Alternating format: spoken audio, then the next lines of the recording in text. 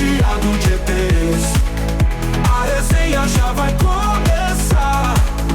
Esse papo vai abduzir a cabeça de vocês. Vai começar a resenha de ETs. Boa tarde, queridos e queridas, nosso colegiado de ETs. Eu sou o Kelpo Gios e eu sou o Kelpo Gios, porque hoje o Resenha de ETs está com um convidado especial, num episódio especial. Nosso amigo Márcio Rezende. Seja bem-vindo, Márcio. Obrigado. Hoje um dos entrevistadores virou entrevistado, né? Obrigado pela oportunidade. Aliás, você já viu isso acontecer em algum momento? Eu não me lembro de ter visto um podcast. Também não me lembro. Eu acho a ideia interessante. Interessante, né? Espero que esse modelo seja seguido, porque tem muita gente boa, conhecedor, que está convidando outros conhecedores e não está dando espaço para o seu próprio entendimento, né? Verdade. Muito bom. Bom, Márcio Rezende, galera, olha só. Filósofo, autor de 5 livros. Instrutor de Kung Fu, graduado na Associação de Kung Fu Shaolin do Norte. Formado pelo IARJ, Instituto de Acupuntura do Rio de Janeiro, e desenvolvedor do método de meditação Simples, que vem ajudando centenas de pessoas. Uau! Márcio, sempre quando eu medito, né? Aliás, você me ensinou. Então, sempre quando eu comento com as pessoas sobre meditação, que eu medito e tal, eu ouço falar assim, mas eu não sei como é que você consegue fazer tua cabeça parar de pensar. Eu não conseguiria parar de pensar. Afinal de contas, explica para os nossos ouvintes o que é meditação. É parar de pensar? Meditar é parar de pensar? Não, meditar não é parar de pensar. Esse é um dos grandes mitos da prática, né? Bem, na meditação eu procuro ajudar a pessoa a entender que ela não é o seu pensamento. Ela é o ser que o observa. Quando ela consegue ocupar esse lugar de testemunha de si mesma, ela se torna um observador dos pensamentos. Então, o desejo de interrompê-los desaparece, uma vez que, por trás dos pensamentos, está toda a revelação da qual ela precisa para se conhecer melhor. Isso é um conceito muito importante. Então, nós não somos os nossos pensamentos. Às vezes, nós nos associamos a eles como se fôssemos eles, né? Galera, anota essa frase. Nós não somos nossos pensamentos. Isso é muito importante. E aquelas práticas que a gente vê das pessoas nas posições, sentada, a posição de lótus, né? Com as pernas. Posição de lótus. As pernas dobradas, acendendo incenso. Aquilo também é meditação? Existem outras formas de meditação? Existem muitas formas de meditar, né? Os índios americanos chamam de tilauea. Eu não sei se eu estou pronunciando bem, escrever muito menos, né? A tradução aproximada é olhar ao infinito, né? Então eles se referem àquela aparente catatonia de uma meditação de olhos abertos, para você ter ideia da diversidade da prática, porque em todos os tempos, todos os povos intuíram que se ficassem em silêncio, encontrariam resposta para as perguntas que elas faziam até então, olhando para o mundo à sua volta. Então, sim, existem outras formas de meditar. A referência que você trouxe de meditação é na posição de lótus. Existem 8 posições clássicas, né?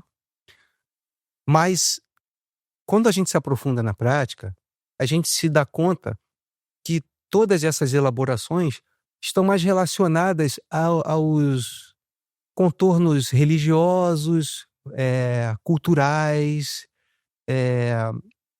esotéricos, na qual aquela prática se encontra. Mas a meditação propriamente dita não depende de um único cântico, de um único entoamento, de uma única visualização. Ela não é uma prática religiosa, então? Ela não é uma prática religiosa.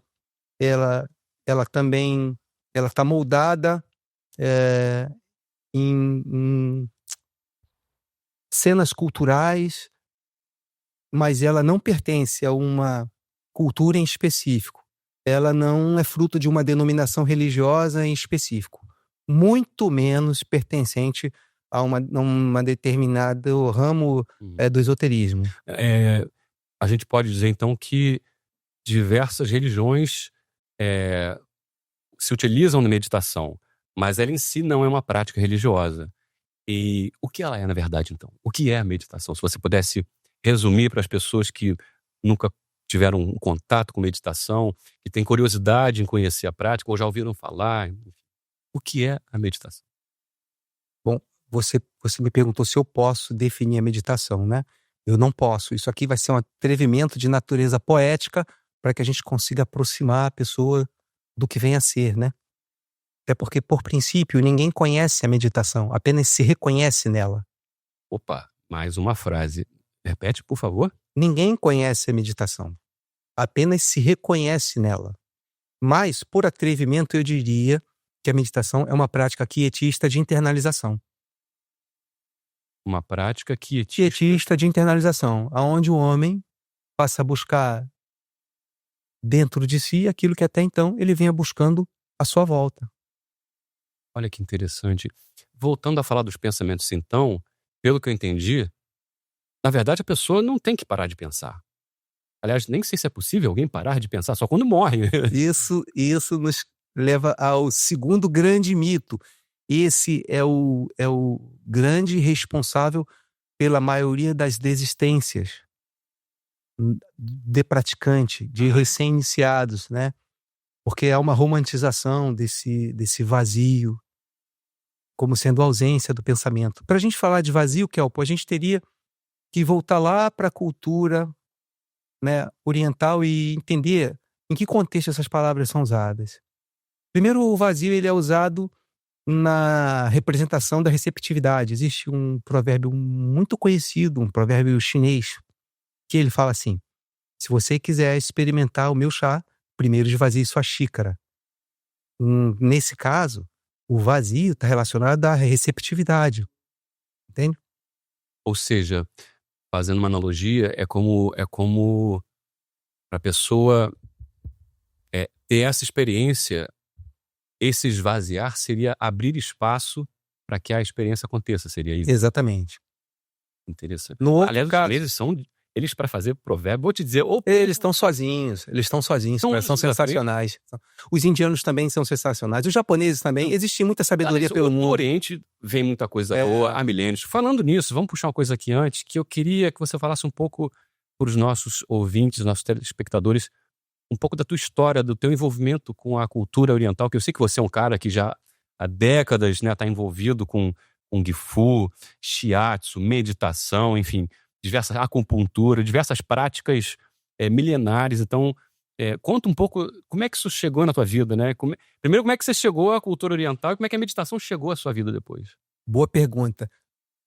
Eu sou uma pessoa de certa idade, né? Quando eu comecei o Mamorto, ainda estava doente. Só 103 anos de idade, que ele tá novo, pô. Quando eu comecei o Mamorto, estava doente ainda.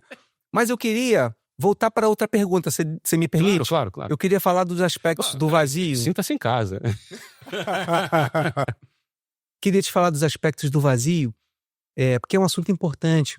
Porque realmente ele causa desistência na prática quando não se entende. Então a pessoa, só um instantinho, as pessoas então erram ao pensar que meditar é não pensar em nada. Isso tá errado. E a gente falou da Fique primeira... claro, isso tá errado, né? Do primeiro aspecto do vazio no contexto do pensamento oriental, né? Quando a gente fala em esvaziar a xícara para receber o chá, é a receptividade, né? Existe um segundo aspecto, né? E você também encontra uma boa representação num provérbio se encontra no Tao Te Ching, que é um famoso livro chinês, cujo autor é o Lao Tse, que é considerado numa das grandes correntes um imortal, né? Uma obra-prima da humanidade.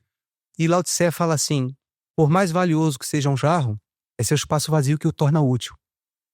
Nesse caso, o vazio está relacionado à compreensão da essência das coisas. E ele reforça isso numa parte mais adiante do seu livro, quando diz assim: para o sábio, todas as coisas visíveis eles são apenas setas para o invisível. É um soco atrás de... Então, você entende o vazio como a compreensão da essência das coisas, né? Não a sua representação material, mas sim o que o seu uso proporciona, né? É como, por exemplo, você entender que dentro de uma casa é o que acontece nela que transforma ela num lar. Não é sobre a quantidade de cômodos, Se né? tá em cadeira mesmo. Ou quão caro é o bairro em que ela se encontra, mas a experiência em que você vive nela. Então, o vazio está relacionado a essa compreensão transcendente do uso das coisas. Esse é o segundo aspecto. O terceiro aspecto do vazio está relacionado à medida de grandeza. Explique melhor. Um bom exemplo disso aconteceu aqui na Europa medieval. por meio de um matemático que ficou muito famoso, chamado Leonardo Fibonacci. Fibonacci, sim. Sequência Fibonacci, lembra? Sequência Fibonacci. Então, o Leonardo Fibonacci, ele foi o cara responsável pela apresentação se eu posso dizer número, né? Do número 0, né? Para os matemáticos da época. Ele era filho de um comerciante e, por isso, ele lidava muito com Gibraltar. E ali eles tinham contato com as pessoas do Oriente Médio. Os povos do Oriente Médio e lá ele tomou conhecimento do número, da existência do 0 e de números decimais. Até então, os números eram usados aqui na Europa medieval apenas para contar 1 saca, 2 sacas, 3 sacas. 5 bois, 10 galinhas. Exatamente. Não tem 10,7 galinhas, né? Exatamente. Então, quando ele percebeu isso, ele passou, os historiadores dizem que foi mais de 2 anos percorrendo o Oriente Médio, entendendo o 0. E aí ele se depara com o primeiro grande desafio. Como convencer a seus pares, os pensadores, filósofos, matemáticos de época, de aceitar uma representação, um símbolo do vazio. Se o objetivo dos números era representar a quantidade, por que considerar o 0? Rapaz, que desafio, porque pra gente parece tão comum a gente falar de 0 hoje em dia, mas é um conceito... Não foi na época. Imagina. Mas fica simples a gente entender, por exemplo, a importância do 0 quando a gente pensa no número 55, só pensa. Agora pensa no número 505, por favor. Agora pensa no número 5005. Quanto mais zeros, maior a representação de quantidade. Ele é vazio, mas a sua posição também é medida de grandeza. Então o vazio da meditação é para explodir a mente mesmo. É uma representação de grandeza. Quanto mais vazio, mais coisas cabem dentro dele. Isso é de abduzir a mente. Nossa. E é verdade mesmo. Fiquei chocado agora com isso. Esses são os 3 aspectos do vazio que a pessoa precisa entender: o simbolismo, se apropriar desse significado no universo da própria compreensão. Ele não é uma exigência de caráter prático que se manifesta no pensamento do meditador. Até porque a gente resolve isso de forma muito simples na meditação. Na meditação, o iniciado, ele é levado a compreender que não existe vazio de pensamentos. O vazio está na reação ao que se pensa. Você se esvazia da reação ao que se pensa. Então, quando você fica vazio em relação ao que se pensa, significa que você vai ter pensamentos, mas não será devorado por ele. Então, essa condição de distanciamento, que a própria capacidade de se tornar um observador, testemunha de si mesmo dá, vai te emprestar serenidade. E quando os pensamentos perderem o poder sobre você, vai voltar para você o poder sobre os pensamentos. Afinal de contas, você não é os pensamentos. É só você que os observa. Resolvemos o vazio, pronto. Poxa, que bárbaro, cara. E então esse vazio interior que se fala não é... Gente, preste atenção nisso. Não é parar de pensar. Quando você medita, você não para de pensar. Mas esse vazio é mais uma capacidade até de receber mais, de ser capaz de experimentar mais, porque... Adorei a definição. É isso. 5, 505, 5005, esse exemplo foi bárbaro. Quanto mais zeros, maior a quantidade, ou seja, eles não representam realmente o nada, não é isso, né? Voltando então agora a outra pergunta, já que fomos pelo vazio e você trouxe esses conhecimentos todos da cultura oriental pra gente, como é que foi esse teu contato com a cultura oriental? Como é que começou essa tua história? Como é que você chegou até a meditação ou a meditação chegou até você? Conta pra gente. Então, eu conheci o Kung Fu, é uma arte marcial chinesa, né? Quase que eu faço um trava-língua. Arte marcial, né? Arte marcial chinesa. Arte marcial chinesa. Arte marcial chinesa. Arte marcial chinesa.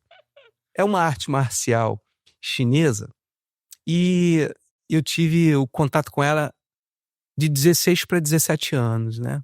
Hoje, aos 55, eu continuo dedicando parte do meu tempo a compreender melhor e me aprimorar. Você pratica até hoje? Eu pratico até hoje. Então, o Kung Fu em especial que eu pratico é o Kung Fu Shaolin Norte. E ele tem um legado templário, porque até hoje, mais de 1540 anos depois, os monges do templo Shaolin continuam obedientes à mesma tradição, né? Então são monges, né? Então existe um aspecto psicofísico muito forte dentro dessa prática, né? E por pendor, eu diria assim, porque uma pessoa não precisa aprender meditação para aprender Kung Fu. Mas chega num, eu vou chamar de nível, tá? Chega num nível que ele tem que considerar as questões mais sutis para, por exemplo, desenvolver a parte de energia, que é o Qigong, Qigong, né? né? Ou Liangong, existem muitas formas de falar isso. E a meditação é uma oferta do mix de saber que a prática traz, porque o Kung Fu, ele reúne uma sociedade de conhecimentos, de sabedores, de conhecedores no seu entorno, né? E eu, por necessidade, e eu não sei explicar isso, é importante eu dizer, não que eu saiba explicar, eu só estou te contando. Uhum. Por necessidade, eu já entendia que eu precisava aprimorar o meu Kung Fu, mesmo antes de ser aconselhado disso. Eu deveria aprimorar a meditação. Então ela veio por conta do Kung Fu. O Kung Fu me apresentou todos os outros saberes, né? O conhecimento de pontos, de meridianos, né? Porque eu também... Daí você fez suas especializações. na parte de terapias. Exatamente. Então, o Kung Fu, ele desenvolveu em mim essas inclinações que me levaram a procurar essas partes. Curiosamente, dentro do templo Shaolin, o caminho dos mestres é esse tripé, né? Lutar, pensar e tratar. Então vem o conhecimento dos cânones, as práticas psicofísicas que bordeiam, né, margeiam a parte espiritual, como por exemplo a meditação, e o Kung Fu propriamente dita, que são as práticas físicas, as práticas duras, as práticas de terra, né? Então, através do Kung Fu, você chegou à meditação. Isso. E inicialmente, você sentiu algum impacto da prática da meditação na prática do Kung Fu? Houve essa percepção? Você melhorou? Você conseguiu implementar a sua prática em relação ao que você era antes enquanto praticante, em função da meditação? A resposta é não. Não. Não, é importante se dizer isso, porque demora um tempo para que essas coisas se conectem. E isso é muito importante de você saber. Há um mal-entendido, há uma romantização, né, de que se a pessoa sabe uma coisa, isso implica em fazer melhor outra. Sim, os conhecimentos se conectam, mas não a nível verbalizado e nem a seu tempo. Uhum. Quando eles encontram, por meio da transformação, matéria-prima em você, isso numa outra camada do seu ser de fato se conecta. Hoje, eu poderia te dizer que a meditação, ela me ajuda na arte marcial. Hoje eu não conseguiria te dizer o que na minha vida a meditação não ajuda. Nossa, isso que eu ia falar. Porque pelo tempo de prática, ela se conectou, né? Um transbordo de uma habilidade que vai potencializando outras. É que as pessoas têm, assim, muitas pessoas têm uma imagem do praticante de meditação, né? Aquela imagem clássica da posição de lótus, a pessoa flutuando, né? Como se fosse uma prática mágica, vai tornar você um santo da noite pro dia, e como se esse fosse o propósito, inclusive, que não é nem esse o propósito, né? E você, quando é que você percebeu que você tinha desenvolvido um método próprio, né? Porque você tem um método próprio de meditação. Em que momento isso se deu na tua jornada? Então, a meditação simples, conforme eu professo, ela é uma meditação desritualizada. E é importante que se saiba que eu não faço aqui uma crítica às práticas ritualizadas, né? Eu, inclusive, aconselho as práticas ritualizadas se você tem um chamado.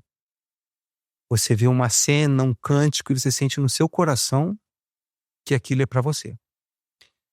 Se você souber explicar, não vá. É só fantasia da sua cabeça, é alegoria. Se você não souber explicar, provavelmente é real. Então, se você tiver um chamado. Outro, se você já estiver à procura de um ecossistema religioso, cultural, e você se conecte com isso. Caso contrário, não, né? A meditação, ela não depende de nenhuma moldura folclórica, religiosa, esotérica e Você pode fazer dirigindo, cultural. pode fazer... Não. Eu faço muitas vezes isso, gente. Eu tô no trânsito às vezes, eu sou um cara um pouco estressado no trânsito. Então, eu quando me vejo, desculpa, saindo daquele estado natural, né? E quando eu percebo que a ira tá crescendo dentro de mim, eu simplesmente sento e medito no banco do carro. Como tiver o trânsito, como tiver... Isso realmente ajuda muito, né, nessa característica da minha personalidade. Não que eu seja uma pessoa violenta, né, nada disso, mas me ajuda muito a trazer um equilíbrio interno, né? E o que leva as pessoas a te procurarem, né? A procurarem a meditação, o teu método? O que as pessoas buscam quando vão até você? Então, a maioria das pessoas, quando me procura para aprender a meditar, elas têm duas questões muito objetivas e uma subjetiva, que eu gosto muito. As primeiras duas objetivas, as questões objetivas são ansiedade e estresse. Isso leva as pessoas a procurar alguma coisa para aprender. Coisas muito raras hoje em dia. Ansiedade e estresse. Quase ninguém sofre de ansiedade. Quase ninguém.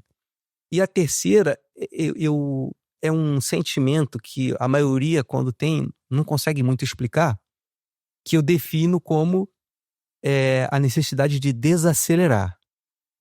Olha, coisa também... Muito raro isso também, né? Todos quase vivendo com ninguém. calma, né? Sim. Quase a gente não fica estressado com o trabalho, não tem que correr, entregar, cronograma, chefe, papapá. Então essas são as razões. Veja bem, Os males do século, né? a meditação, né, a gente tem hoje uma modernidade e uma urbanidade moldando a maioria dos ambientes, convívios, né, e relacionamentos. Então, há 50 anos atrás, há 40 anos atrás, quando alguém ia falar sobre aprender a meditar, o cara falava, eu quero encontrar minha paz interior, eu quero me iluminar. Então, todo tipo de fantasia. Não que paz interior e iluminação sejam fantasias, mas eu estou dizendo a razão pela qual ele o faz e a forma que ele conheceu, né? Então, em meio à modernidade, as pessoas têm uma imediatidade, um automatismo que inclui a forma com que devem resolver suas dores e como defini-las. Então, hoje, quando alguém me procura, raramente a pessoa me fala de uma questão de natureza transcendente. Quero atingir a iluminação. Ela me fala de uma coisa objetiva e eu quero te dizer, Kelpo, eu gosto muito disso. Porque ela tem uma razão para fazê-lo. Então, na medida que ela resolve uma coisa, ela vai se aprofundando na prática e descendo camada por camada nos refolhos do próprio ser até encontrar as causas reais pela qual ela sofre. Então, ela fez essa jornada sem determinar no início do caminho para onde ela iria. Eu gosto A causa é disso. externa, mas a solução é interna. A causa é externa, mas a solução é interna. E isso, inclusive, me ajuda a guiar ela numa jornada mais autêntica, eu diria. Então, esses são os motivos principais. Ansiedade, estresse e Desejo de desacelerar. essa vida louca que a gente leva. Sim. Eu acho que uns 7 bilhões e 200 milhões de pessoas deveriam aprender a meditar, né? Mais ou menos. Deixa eu te falar sobre prática desritualizada, como eu cheguei nesse lugar. Porque eu por causa do Kung Fu, isso me levou a conhecer grandes líderes, né, de religiões, do taoísmo, do budismo, grandes estudiosos, grandes pensadores, filósofos, sinólogos. Então, eu fui conseguindo divisar o que era meditação Do que era ritual. do que era ritual, né? Uhum. Então, isso me levou ao desejo de ensinar, dar às pessoas a escolha de aprenderem algo prático e simples, de construírem dentro de si uma ilha de silêncio e ficar em paz na condição de testemunha de seus próprios pensamentos até se tornar capaz de pacificá-los. Sem com que elas precisassem abrir mão das crenças religiosas que já tinham, Olha que ou interessante. do contexto cultural ao qual já são inseridas. Então você pode ser evangélico, espírita, budista, ateu. E aprender a meditar. Então, esse método, a gente pode dizer que é uma democratização da prática da meditação, porque você, para quem pensa que é uma coisa ligada à religião, né?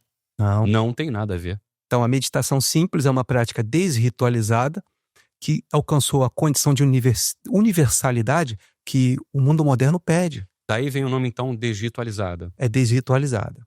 Na verdade, eu chamo de meditação simples, né? Ótimo nome. Desritualizada é a forma com que eu ensino. Uhum. Gente, eu fui aluno do Márcio, e hoje sou um praticante, e realmente foi uma coisa que fez total diferença na minha vida. Eu lembro, acho que eu já falei aqui, inclusive, antes sobre isso, sobre a época do Covid, onde eu fiquei mal e, graças a Deus, não fui internado, mas fiquei bem mal, fiquei com pneumonia e tal. E eu lembro de ligar pra você, né, e a gente praticar juntos, e foi o que fez um turnaround na minha condição de saúde, porque realmente eu tava bem mal, e essa prática foi realmente milagrosa pra mim. Foi importantíssima essa prática. E eu não sei se você sabe também, uma curiosidade, eu lembrei agora, quando eu era pequeno eu cheguei a fazer Kung Fu também. Sensacional. Só que eu quebrei a costela, minha mãe me tirou em 5 meses de Kung Fu, pô. Você vê a conexão, Kelpo, do Kung Fu me inserindo numa sociedade de conhecimento? Eu te falei sobre o Qigong, né? Isso me lembra... O que é o Qigong? É o Qi? É o trabalho com Qi. O que é o Qi, na verdade, primeiro? Bom, Qi é energia. Né? Hoje eu te mandei um símbolo, um ideograma eu vi. de energia, né? Para você entender. Depois eu vou te explicar a parte dos radicais daquele ideograma. Uma parte é cereal, a outra é uma empunhadura de chaleira e a outra parte é uma tampa balançando assim, ó. Quando você pensa em Qi, por exemplo, o radical do amor em chinês é ai. De ai, porque pro chinês o amor dói. Entendeu? E o Qi é uma onomatopeia, ou seja, uma palavra um som explicando, né? Uma palavra e um som explicando um acontecimento. Mais ou menos isso. Então, pensa numa gota de água batendo numa superfície quente e evaporando. Isso, garoto. Então, por que o som para explicar energia? Porque para os orientais, a energia é o princípio movente de toda transformação. Então, cultivar o Qi é elevar a outros patamares por meio da transformação. E como? Estando consciente da energia e aprendendo a manipular. Qigong é trabalho com a energia. Uma tradução aproximada. Sim. Tá? Então, por causa do Kung Fu, eu fui aprender chinês. Não que eu fale hoje, deixa isso claro, né? Mas eu estudei 2 anos com a professora Lili, atualmente não existe mais, mas era o Instituto de Cultura Chinesa, né?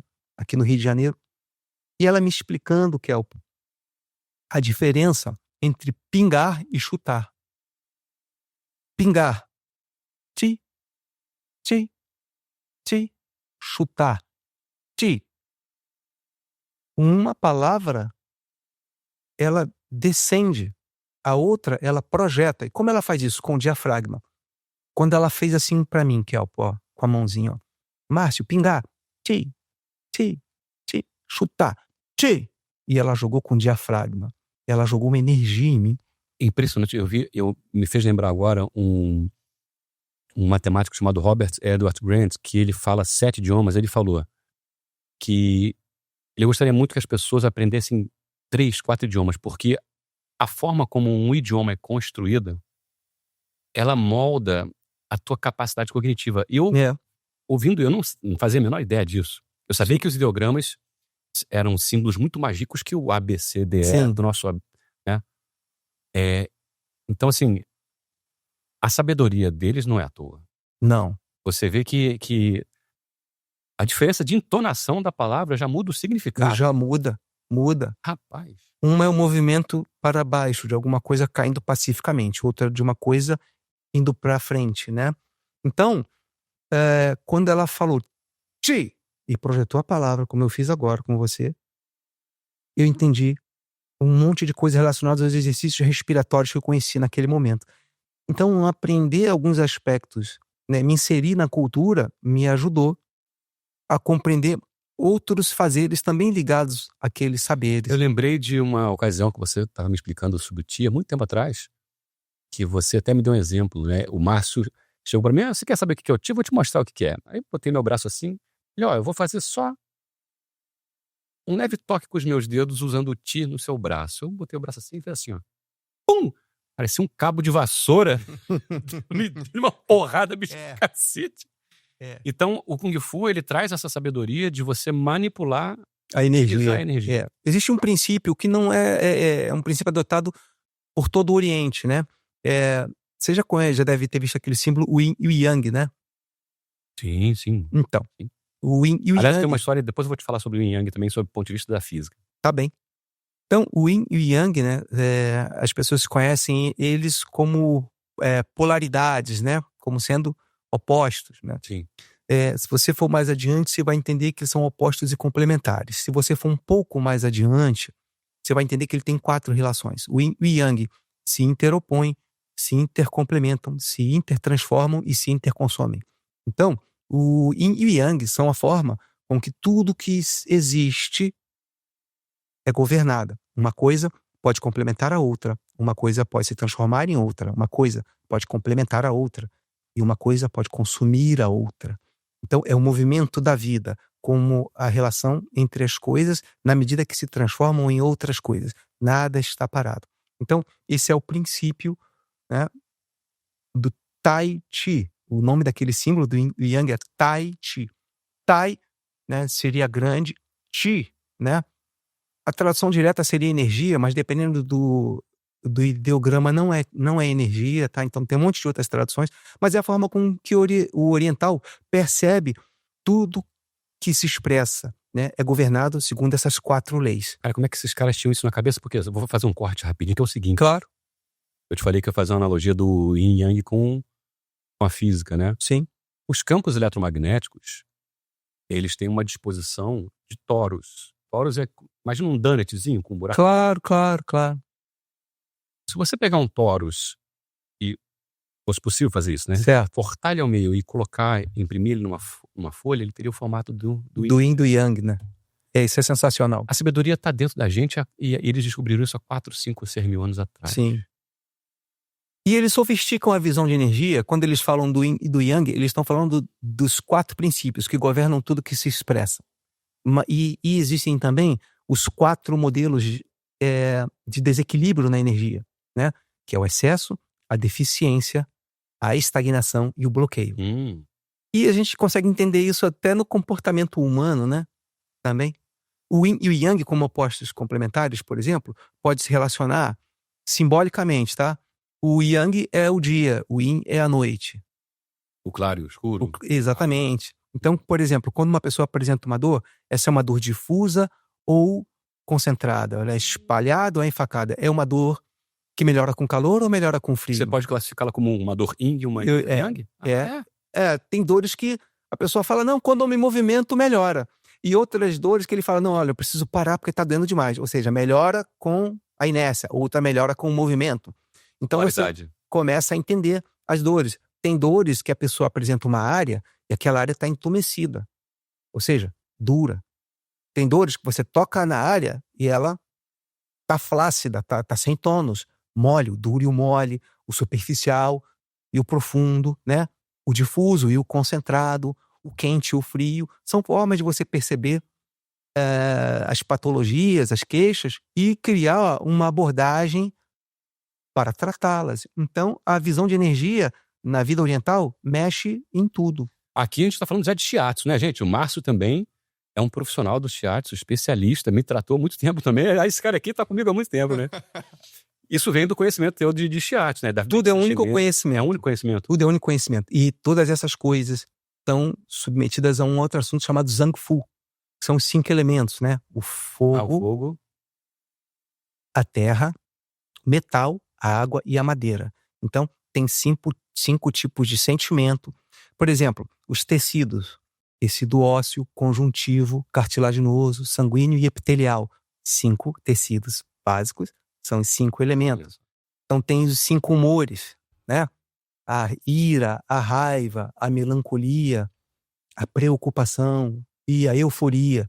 Então, tem toda uma forma de você diagnosticar desde o tom de voz da pessoa ao seu comportamento a característica das dores propriamente ditas. Da mesma forma, na arte marcial, né? Como é que você reage de forma linear a um movimento circular? Entende?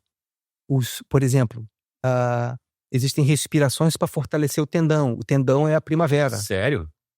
Tem. O tendão é a primavera. Então, a primavera é o início das coisas. Está relacionado à velocidade. Então, tem diversos tipos de grandeza dentro do movimento. Do que, isso aqui é força. Não, isso é peso. Você toca uma pessoa que parece... Você vai lutar com uma pessoa mais leve que você. Se você tocasse nela de olho fechado, parece alguém com um triplo do seu peso. Ela manifesta peso. Então tem o peso, tem a velocidade, tem a força propriamente dita.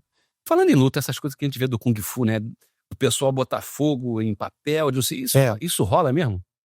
Isso é real. É real. Isso é real. Mas existe também... O charlatanismo, né? Muita fantasia, né? A palavra no braço eu vi que foi realmente bem real. Não, eu procuro fazer demonstrações objetivas, né? Eu já fiz para você também manifestar o Ti, eriçando o pelo. Então, eu procuro... É uma coisa involuntária para a maioria das pessoas. né? É impossível você fazer isso voluntariamente. E o cara faz assim... É porque são, né? O pelo do corpo, ele tem ali, na haste, um músculo que é igual ao do coração, ele é involuntário, ele não obedece a você. Você não controla o bastante. Não é intencional. Então, só mesmo Aliás, a dizem energia... que os grandes meditadores até conseguem reduzir o ritmo cardíaco, né? Eu não sou um grande meditador. Inclusive, eu costumo dizer para as pessoas, quando eu inicio elas, que eu estou falando de um caminho que eu também estou percorrendo, estou falando de um lugar que eu também estou à procura, né? Isso é muito interessante, porque, como eu falei no início da nossa conversa, às vezes as pessoas criam um preconceito, né, do meditante como se fosse um monge. Tu tem que estar vestido com aquela... E você é um ser elevado. E nós somos humanos, gente. A gente faz tudo o que vocês fazem, né? Eu quebro isso toda hora, eu faço questão. Quando alguém me fala que, assim, eu sinto tanta calma quando tô perto de você, eu falo, cara, eu falhei. Porque eu gosto de uma naturalidade que me aproxime das pessoas, né? Entende? Até porque a calma, ela não vai te livrar das suas aflições. A calma vai te emprestar serenidade para lidar com elas. É isso que eu queria falar. Vamos falar mais da calma. Por que a calma pode trazer felicidade para a nossa vida? E quais são as implicações práticas da meditação para a gente se tornar pessoas mais calmas? Que eu acho que é um pouco o mundo está precisando agora, de gente mais calma, não é verdade? A resposta é da vontade. Tem muitos lados para começar. Escolhe um e vambora. Mas eu não posso te dizer que a calma é a causa da felicidade. Mas eu posso te dizer que a maioria das angústias está relacionada à inquietude. Isso é certo dizer, isso é absoluto. A maioria das nossas angústias estão ligadas à inquietude. Eu não sei se uma pessoa calma não terá problemas, mas eu posso te dizer que a maioria das pessoas, quando se acalmar, vai perceber que boa parte dos problemas estão relacionados às suas próprias inquietudes. Então, eu quero acreditar, como alguém que medita, como alguém que ensina as pessoas a meditar, que se elas se transformarem em uma pessoa mais calma, o mundo delas vai ser melhor. E isso para mim é tão importante que isso faz parte da minha primeira aula. A primeira aula eu falo para as pessoas sobre o valor da calma. Porque é muito comum hoje, dentro de uma empresa, por exemplo, uma pessoa no final do dia, no final do semestre, fazer uma avaliação de performance e se dar conta que faltou conhecimento, né? Que faltou processo.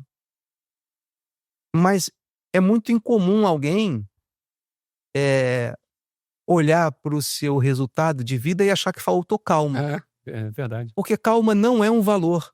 Você já viu como é difícil para alguém, ao fazer um regime? Ele faz o regime porque ele quer o resultado. Mas a razão pela qual ele buscou esse regime, que é ter mais saúde, em alguns casos emagrecer, deveria se tornar um valor para ele. Porque quando se torna um valor, a tua busca é real. Entendeu? A sua jornada vai acontecer e seu objetivo vai ser alcançado. Então, a primeira aula eu falo sobre calma como um valor. E eu inicio a pessoa em 3 aspectos, né? Primeiro, a calma é um tipo de força. Como assim? Você já se deu conta da quantidade de energia que você perde quando você está angustiado, ansioso? É verdade. O cérebro funcionando e você imaginando histórias e aquela coisa Isso aí. crescendo e te consumindo. Isso aí. Você perde muita energia em exageros e antecipações. Então a calma é um tipo de força, a primeira questão. Segunda questão, o mundo ama pessoas com pressa, então manter a calma é um ato de desobediência em seu próprio valor. Opa. Eu quero guardar essa Tá, frase. deixa eu falar de novo. O mundo ama pessoas com Sim. pressa. Então, manter a calma é um ato de desobediência em seu próprio favor. Desacelerar é quase um movimento de contracultura. Lembra do antigo movimento hippie? Sim. Desacelerar. O mundo quer você rápido. Sim, produtivo. Você tem que fazer, tem que acontecer. Isso. Conquistar. Acreditados em quantos outros dormem, você trabalha, né? Depois você gasta todo o dinheiro que você ganhou na vida num hospital. Como diria o Dalai Lama, né, cara? Eu vou citar ele daqui a pouco, eu gosto muito dele. Então, a calma, desacelerar é um movimento de contracultura, porque o sistema consegue te impor novos estados, o novo estado de desobediência à pressa. Escuta o que eu estou te dizendo, o novo estado de obediência acontece por meio da pressa, porque quanto mais rápidas forem suas experiências, menor vai ser a sua reflexão sobre ela. E mais experiência você vai querer. É isso aí. Mas outra coisa que abriu minha cabeça. Falando sobre a questão da calma, né? Pensamentos ruins, sobre pensamentos cíclicos, né? Como é que a gente faz para manter, então, a paz interior, né? Vamos chamar assim, a calma, nesse mundo tão caótico, né?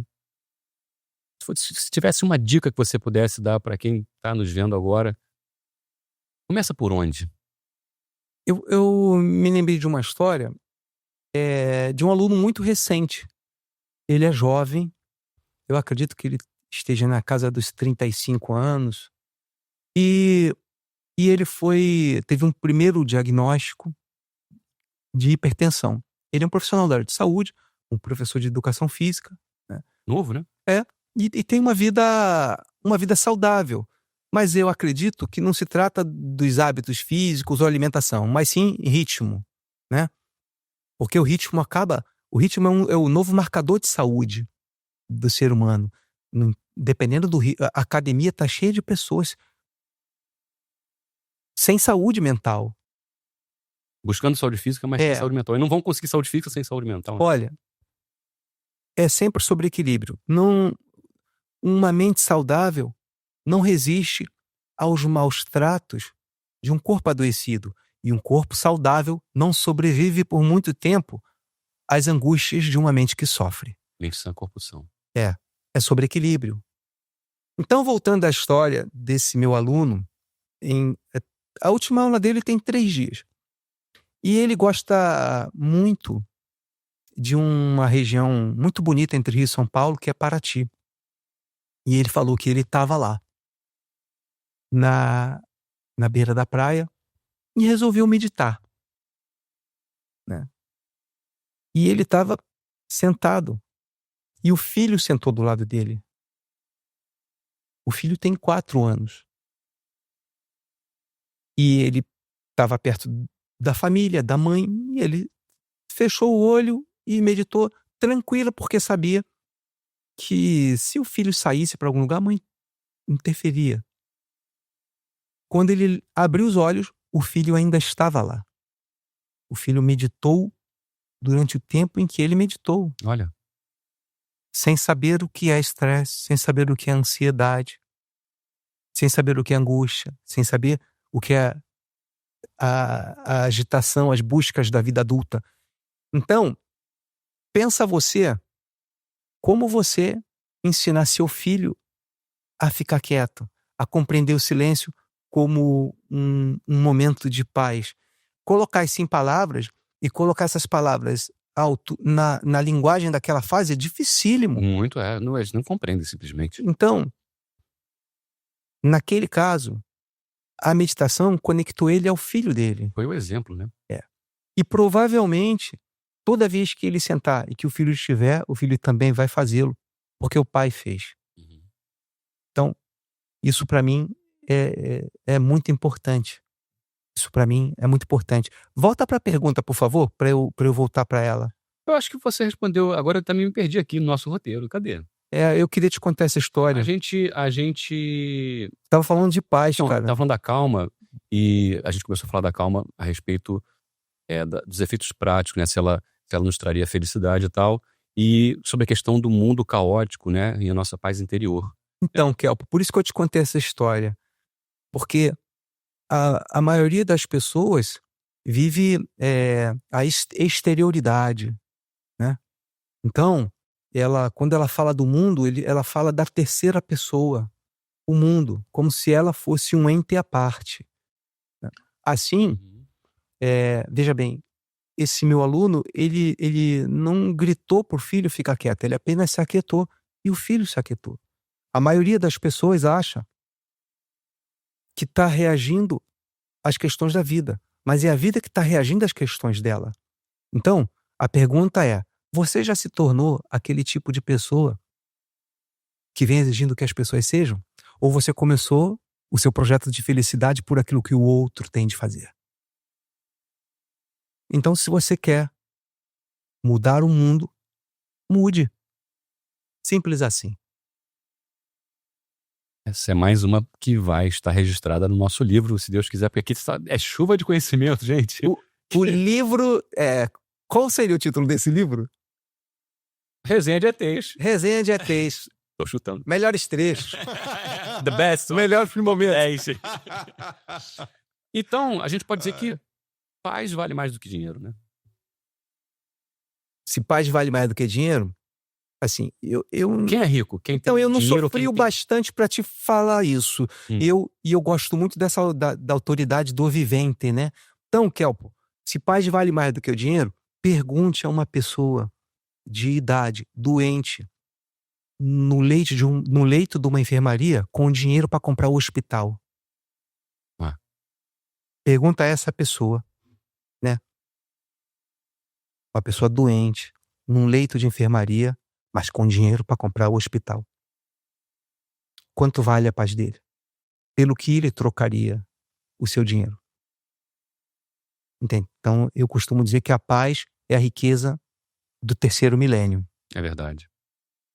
Isso é uma coisa muito importante, porque é esse caminho de interiorização, né? De um conhecimento que ele vem de dentro para fora, de um movimento que é de dentro para fora, né? Porque a exterioridade, como você falou, né? Quanto mais a gente depende do que é externo, mais a gente fica na mão dos nossos sentimentos, dos nossos pensamentos, né? E quanto mais esse caminho de interiorização a gente percorre, né? Quanto mais desse caminho a gente percorre, menos dependência do externo a gente tem. Isso eu percebi também com a prática, sabe? É até interessante dar um testemunho próprio aqui, que eu me via muito confuso em relação a essa questão da identificação com meus próprios pensamentos, né? Meus estados de espírito. E às vezes eu me via em situações de angústia ou estresse, né? E achava que eu era aquilo ali. Posso cruzar a perna? Claro. O que você pode fazer? Senta-se em casa, pô. Como é que tá meu ângulo aqui? Tá bonito, Tudo bem? Tá bonito. Maravilha. Aí quando eu não tava confortável, cara, aqui. Puta, é uma aula de meditação da postura aqui. É uma aula de meditação, né? E eu percebi que com a prática, com o tempo, existe meio que um descolamento interessante, sabe? Eu falo assim, olha o que é o puto aí da vida. Tá zangado, cara, tá puto. E isso é um benefício que a prática me deu ao longo do tempo e que é muito benéfico para mim, para minha saúde mental. Porque é isso. Não que eu não fique estressado, eu sou uma pessoa comum como qualquer outra, né? Mas existe um momento em que eu identifico que eu estou estressado, há identificação com o sentimento, com o estado mental, mas de repente faz assim, ó, pum. Tem uma fala sobre isso, Kel. Por favor. Eu costumo dizer, eu devo ter te dito isso em algum momento, se não lembra a mente, tá? Concorda. Vai resistir. Cuspi água aqui em cima. Mas eu gosto de falar isso para as pessoas. Olha, vai ter um dia que você vai olhar quieto suas inquietudes. É isso. Você falou, eu lembrei dessa frase agora, você já me falou isso. E é isso mesmo. É. Cara, isso é muito interessante, porque realmente é uma mudança de chave muito Sim. importante para as pessoas. Eu creio que, não sei se você concorda comigo, se não concordar também mente, mas eu creio que 90% dos conflitos entre as pessoas poderia ser resolvido se elas tivessem essa capacidade de se desidentificar dessas questões logo de imediato, né? Porque quando você começa a discussão, você embala naquilo ali, se existisse esse ato, essa pausa, né? Esse silêncio, É. e você pensa, opa, peraí, o cara tá irritado. O cara Gostei. É isso aí, cara. Isso é uma ferramenta de cultivo da paz. Falando agora sobre a vida moderna, né? A gente está continuando a falar sobre a vida moderna, sobre essa pressa. Existe já há algum tempo essa onda de aplicativos de meditação, né? Que existem meditações guiadas e o cara põe uma música e faz você acender um incenso ou faz você imaginar uma coisa. Isso é meditação? Porque eu lembro que você falou para mim uma vez, acho importante a gente trazer isso para as pessoas. Você me explicou uma vez a diferença entre mentalização e meditação, que são duas coisas diferentes. São importante diferentes. a gente entender. Qual é a diferença entre mentalização e meditação? Tá. Respondendo a sua primeira pergunta, os aplicativos de meditação, eles são uma mentalização, eles não são meditação. Ah, é? Né? É uma que eles chamam de meditação guiada, é mentalização. Né? Pode perguntar. Por quê? Por que é mentalização Então, e meditação? para eu te explicar isso, eu teria... E inclusive eu uso minhas duas primeiras aulas para fazer a pessoa que eu inicio aprender isso, entender isso, né? O que é mentalização e o que é meditação. Né? Para eu te explicar isso, a gente teria que também falar sobre o que é mente e o que é consciência. Eu vou tentar resumir, tá, cara? Vou tentar resumir isso. Tá, um curso inteiro em... Assim, então eu vou usar 2 trechos de 2 livros. Eu vou usar um trecho... Adoro isso, vamos lá. Do Tao Te Ching. Uhum. E vou usar um trecho do Upanishad. O primeiro é um livro chinês, o Upanishad é um livro indiano. A razão pela qual a gente tem que fazer isso é porque a gente tem um limite racional para falar sobre isso de forma descritível. Nosso próprio entendimento, o alcance do que a gente entende. O limite da linguagem, da palavra. Então, eu vou ter que traduzir de vez em quando, tem que traduzir, porque você vem com umas linguagens aqui que, pelo amor de Deus, vamos lá. Então, cara, é isso. Então, eu vou usar o Upanishad, que é um livro indiano, e o Tao Te Ching, que é um livro chinês, para explicar o que é mente e o que é consciência. Os dois são para efeito de entendimento. Nós somos uma unidade, nós somos integrais, né? Nós somos um ser, né? Mas o Upanishad, ele fala assim, a mente e a consciência são como 2 pássaros pousados no galho, observando os acontecimentos. Um se aproxima e experimenta, o outro se afasta e compreende. Então, o pássaro que representa a mente, ele se aproxima e experimenta. Ele vive em meio às coisas. O pássaro que se afasta é a consciência. Ele tem uma visão de fora das coisas. Então, a mente, ela vive em meio ao mundo. A mente, ela é imaterial, mas te conecta ao mundo material, Kelpo. A mente, por meio dos 5 sentidos, do tato, olfato, visão, audição e paladar, ela te coloca no reino das experiências e você reconhece o mundo e se reconhece nele. E aí, quando isso acontece, você está no mundo da exterioridade, né? Dos acontecimentos, do material, do palpável e do tangível. Então, na mente, você se aproxima e experimenta. Na mentalização, você se aproxima e experimenta. Na meditação, você se afasta e compreende. Então, ligou o aplicativo, botou a musiquinha, é a mente experimentando. É a mente, é uma experimentação. É a mente. É uma mentalização. Então, quem faz isso não está meditando. Não. Agora, é importante a gente abrir um parêntese para explicar que a gente não está criticando mentalização, a gente só está diferenciando do que é. Para né? vocês entenderem. Isso É que muita gente pensa que está meditando. Eu já vi, eu antes de conhecer, né, e fazer o seu curso, eu fazia muito uso desses aplicativos. E eu não sei se você tem em dados ou por experiência, relatos de pessoas que usavam esses aplicativos e depois que aprenderam a meditar deixaram de usar, porque na minha experiência pessoal, eu percebi que realmente não era meditação aquilo. Depois eu que entendi o que era meditação Sim. pela experiência, pelos benefícios que eu obtive na minha vida em relação à prática. Então, se você estiver fazendo uma prática de mentalização guiada, com música, Certo. isso é um processo que não é meditação. Não é meditação. Isso não é meditação.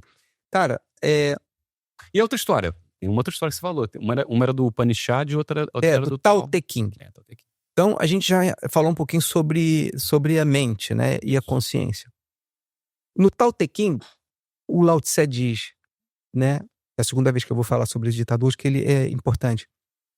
Por mais valioso que seja um jarro, é seu espaço vazio que o torna útil. Então, a mente é exterioridade. A mente, quando você tem né, quando você toca um jarro, é o peso dele. Ele é feito de quê? De madeira? É Tem um gelado, valor. quente.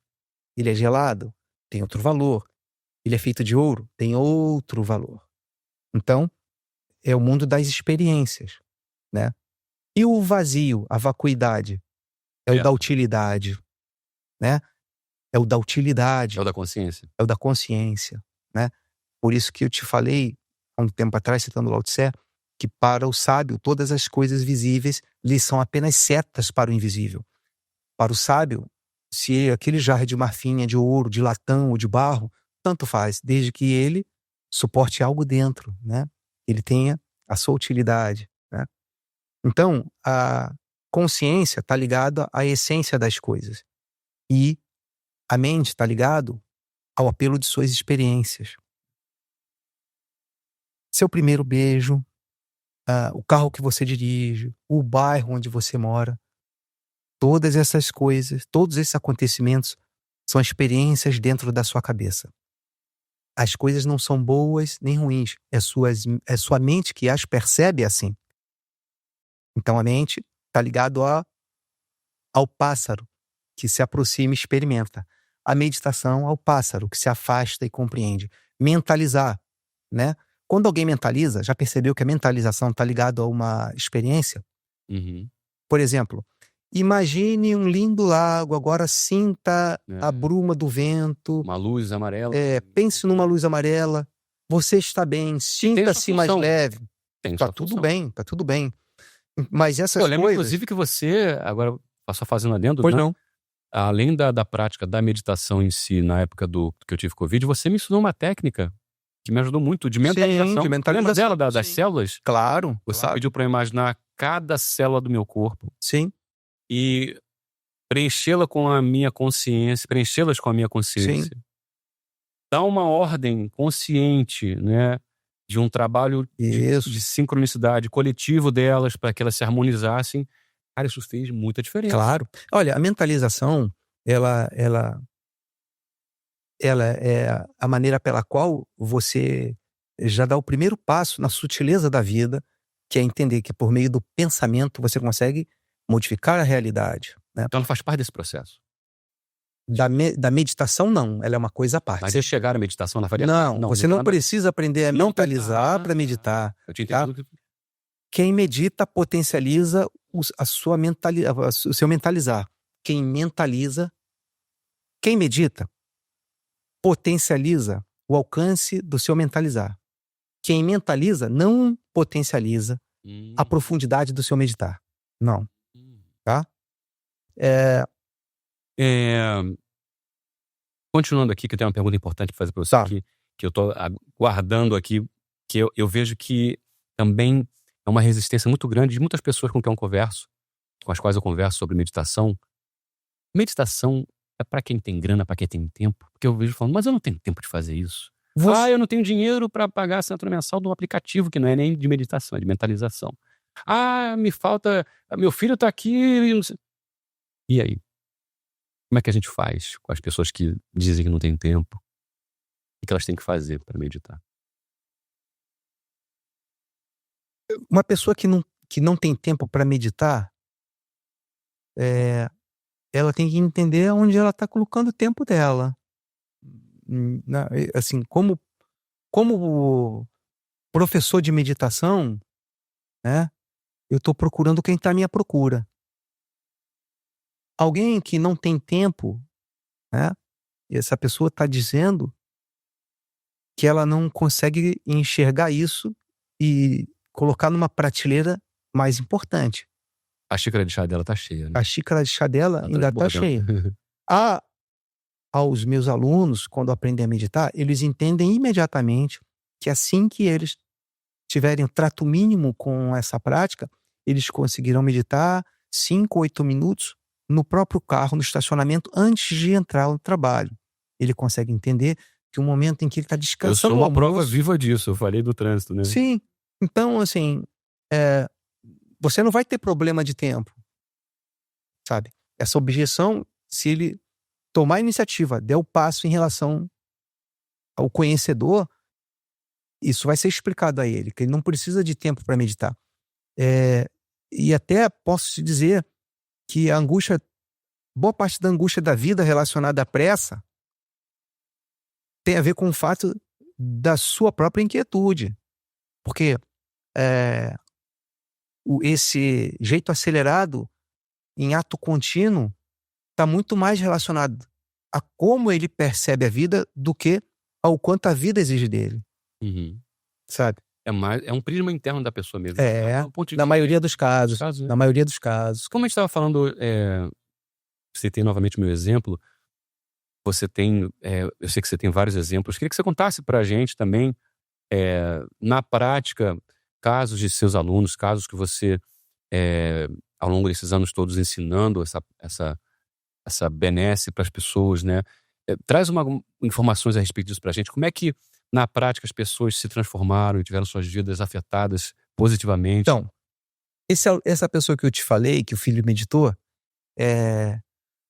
ele se chama Rodrigo, é um grande professor de educação física. E o interessante é, como eu disse a você, que ele me procurou por causa de um diagnóstico, né? Que ele estava ali apresentando sinais de hipertensão, né? A parte boa dessa história é que ele fez um segundo exame e os traços não apareceram mais. Sério? Ele não é mais hipertenso. Mas, indo a uma outra história, eu podia te falar de uma pessoa chamada Paola, que é uma grande amiga, né?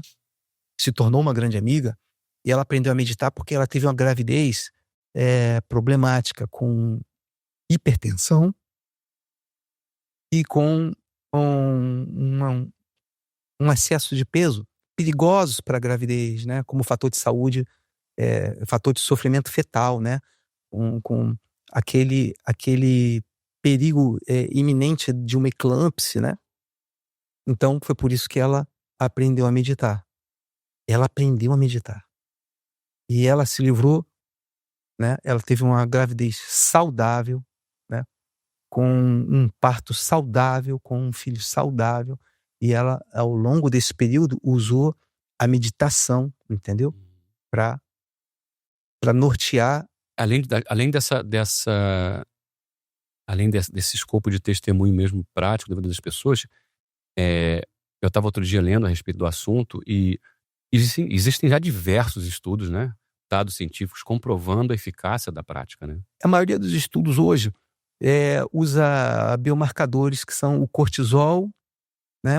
E qual é o outro? Esqueci o outro nome, cara. O da ansiedade. Lactato plasmático. Então, a maioria dos estudos hoje usa como referência cortisol e lactato plasmático. Cortisol para relacionar ao estresse e o lactato plasmático para relacionar aproximadamente, né, o estado de ansiedade da pessoa. Né? E todos os testes que usam como referência cortisol e o lactato plasmático demonstram que a prática da meditação reduz tanto o estresse quanto a ansiedade. E, gente, estamos falando de estudos que têm rigor científico. Rigor científico. Não é papo de bruxo, esotérico, nada disso, né? Não. É ciência, né? Tem até um documentário, se eu não me engano, eu sou ótimo pra esquecer o nome acho que é O Homem Feliz.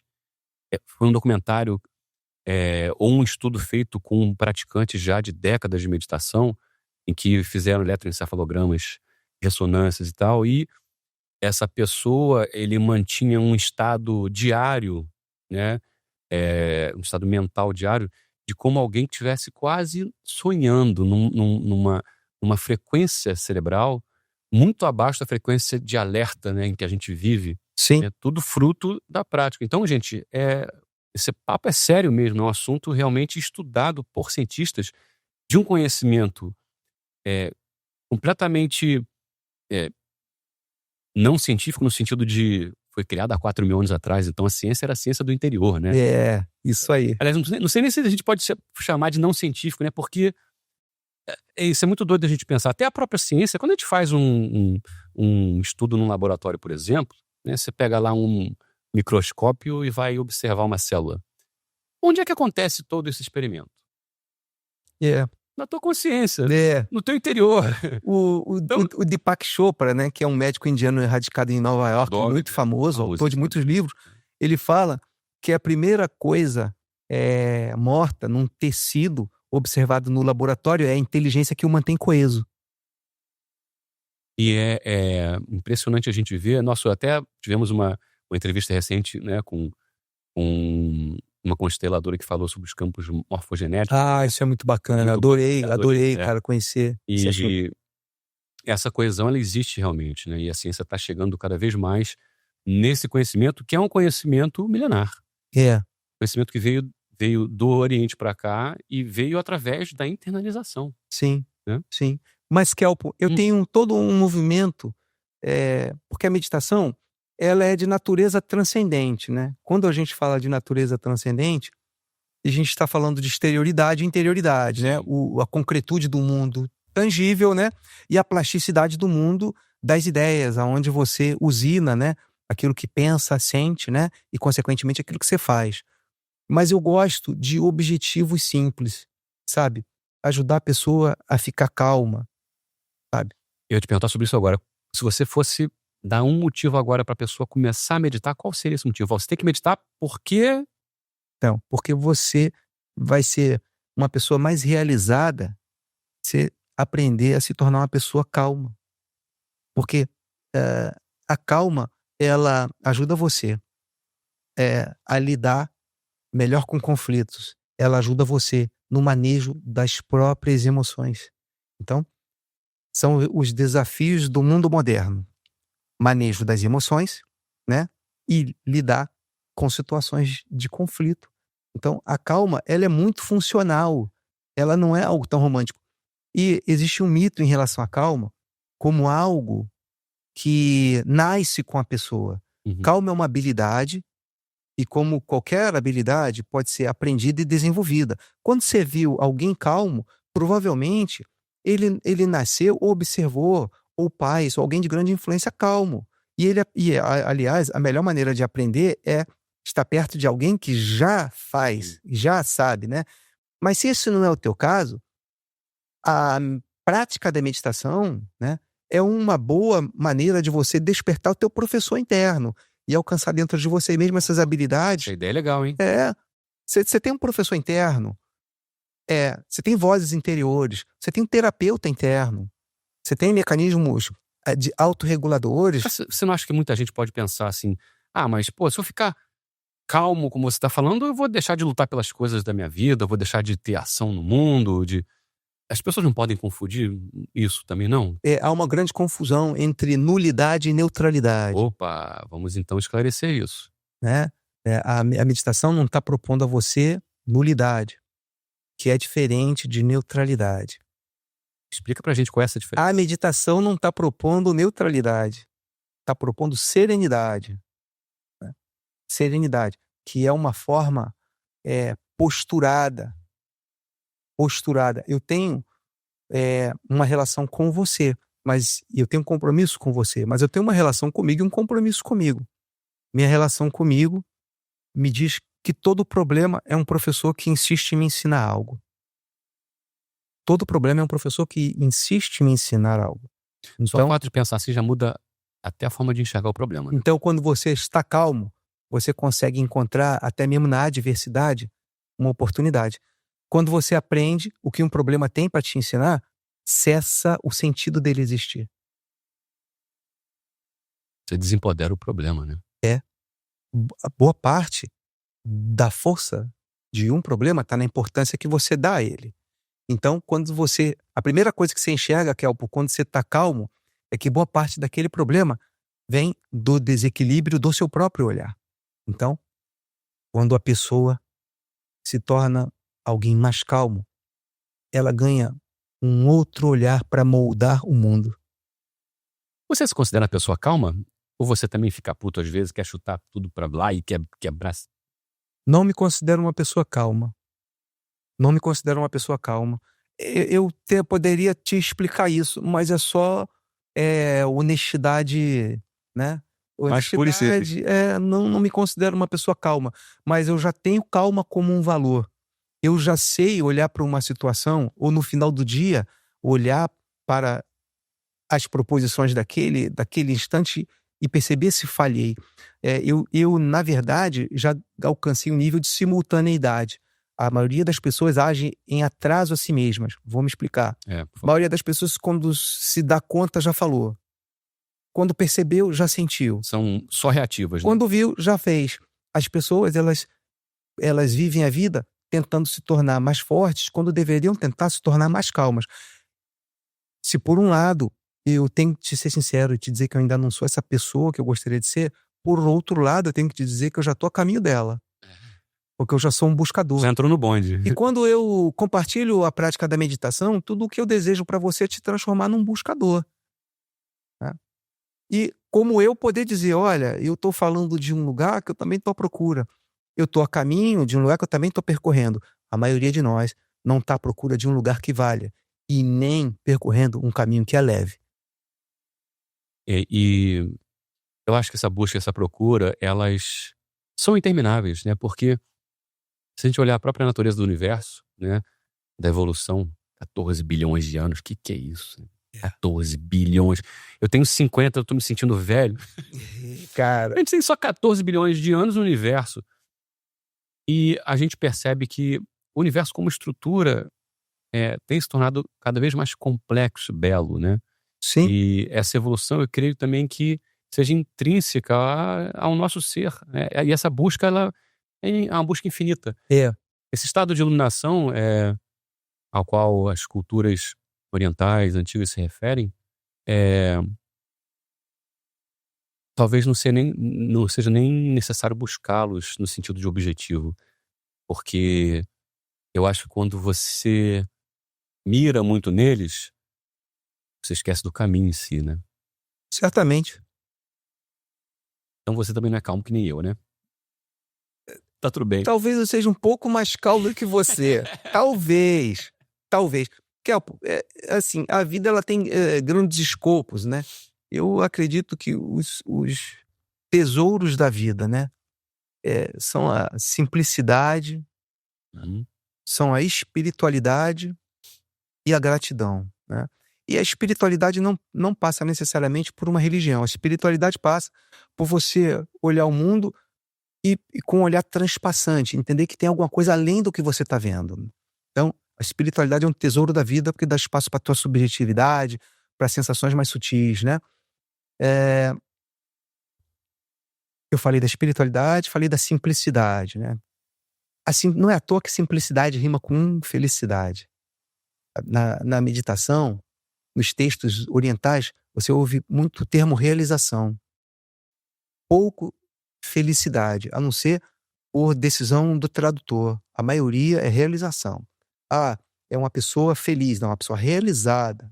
Tem um texto muito interessante, um trabalho premiado de filosofia de um professor da Universidade de Nova York chamado Sebastian Lin Purcell. Acho que foi em 2017, na Universidade de Yale. Não, e isso teve um espaço numa revista chamada Aeon, que é uma revista de filosofia dos Estados Unidos. E ele fala da felicidade segundo os astecas, né? E ele consegue, por acesso àquele povo antigo, né, entender que para os astecas, importante mesmo era viver uma vida que valesse a pena ser vivida. Mesmo que para isso você passasse por dores e dissabores. Então, você vê, a realização, né, é um compromisso com aquilo que é certo dentro de você. Sobre aquilo que é certo dentro de você, eu queria abrir um parêntese para falar sobre escolhas. Enquanto não existe uma escolha real para alguém que não se conhece. Uhum. E eu gosto de pensar que ninguém conhece meditação, apenas se reconhece nela, né? Eu costumo dizer que nós somos todos uma criança de cócora na beira do lago, olhando no espelho d'água o reflexo do próprio rosto. É isso que a meditação te oferece, um reflexo de si mesmo. Tá? Então, enquanto você não se conhecer, você não faz escolhas reais. A maioria das escolhas que as pessoas pensam fazer são sensações diante de opções cuidadosamente preparadas Para atender essas sensações. para atender a essa ilusão da escolha. Porque enquanto você não se conhecer, aquilo que você faz é aquilo que te disseram que era bom, aquilo que te disseram que te faria bem, aquilo que te disseram que você gostaria, aquilo que te disseram que te tornaria alguém admirado. Enfim, Tudo para atender a mente, né? tudo para atender a mente. E a meditação vem como esse presente para nos ajudar nesse caminho de autoconhecimento, né? A gente está chegando no final, infelizmente.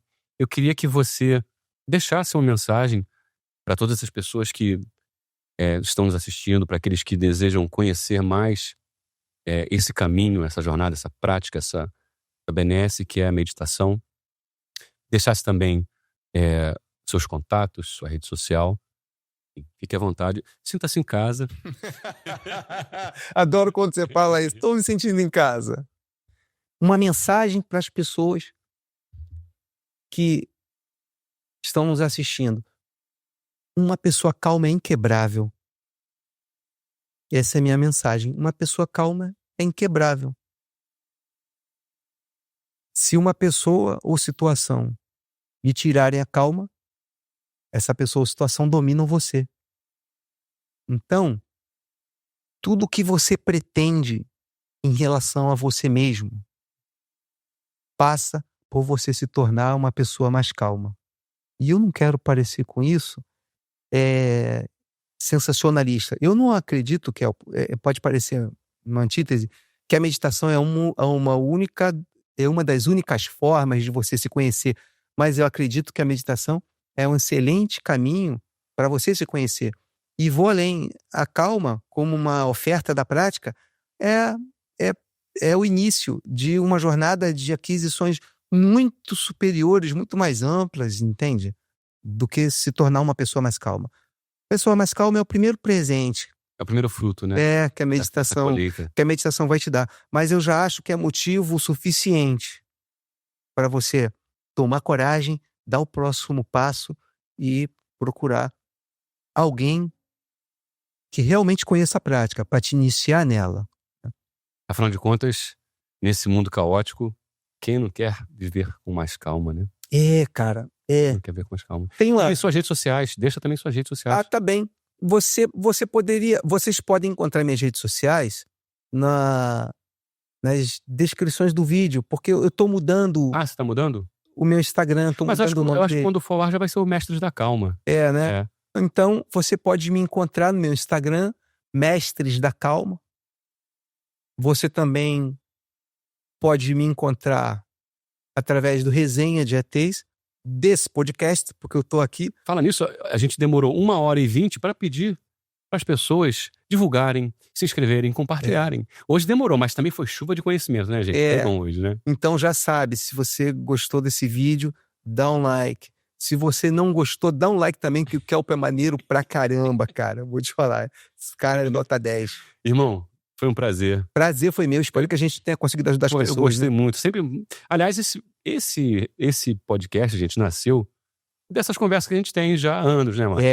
Nasceu dessa forma. E a gente tá muito feliz em fazê-lo. Agradeço a vocês mais um dia de Resenha de Ateis. Fiquem com Deus. Um abraço.